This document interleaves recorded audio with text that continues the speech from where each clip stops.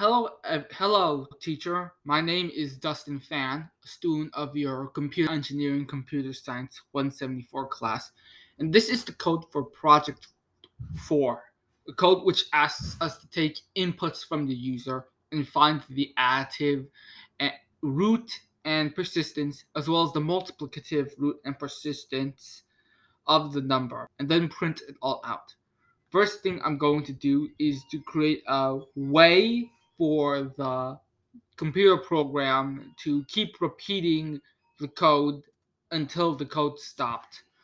So first thing I did was set you continue to true and then have that be the conditional that allows the while loop to run.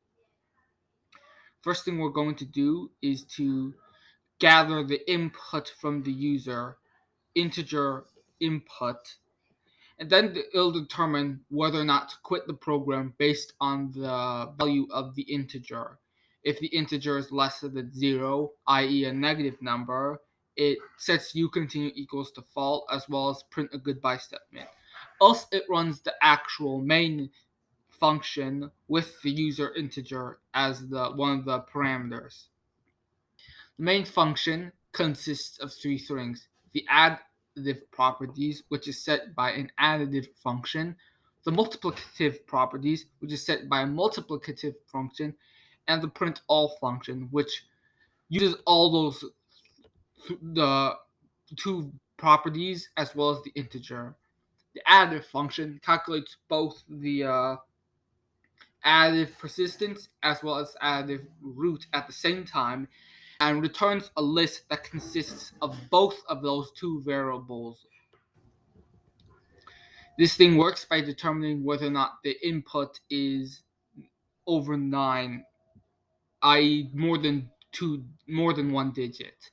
If it's more than one digit, it'll first convert the all the integers in the uint into a string, convert that string into a list, and then convert all those numbers back into an integer via this compact array right here.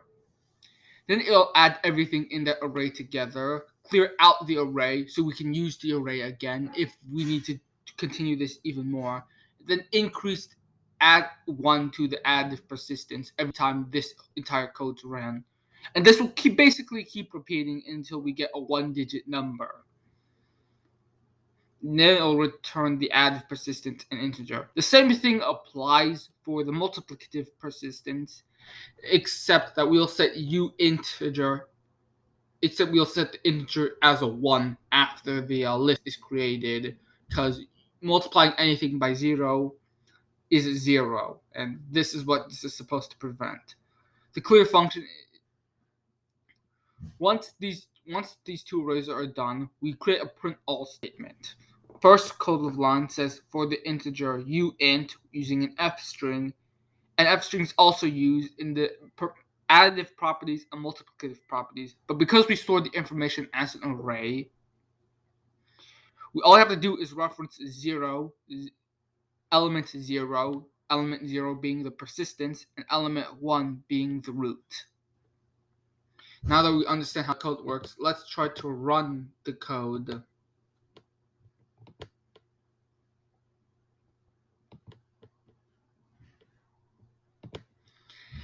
Here we have a table right here that tells us all properties. So all we have to do is verify that the values here match the one in the code to know that it's right.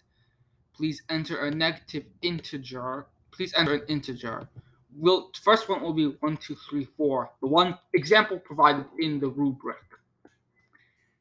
As you can see, this additive persistence will be 2 with a root of 1, which matches. The multiplicative persistence is also 2 with a root of 8, which also matches. Now we'll try 68. Multiplicative persistence is 2, as depicted here, as well as the root being 5.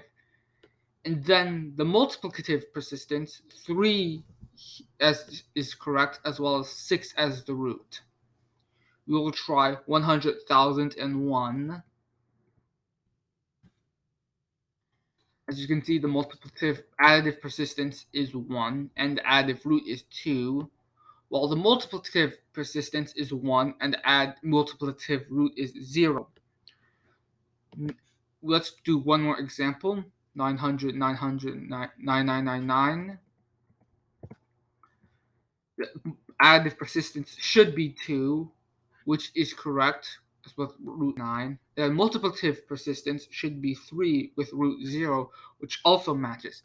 Now our final test is to see if we can quit using negative numbers. So I'll add a -1, and as you can see, it quits the program. And this is it in regards to my demonstration for the code. Thank you for listening to this presentation, and I'll see you next time when we do another project. Thank you.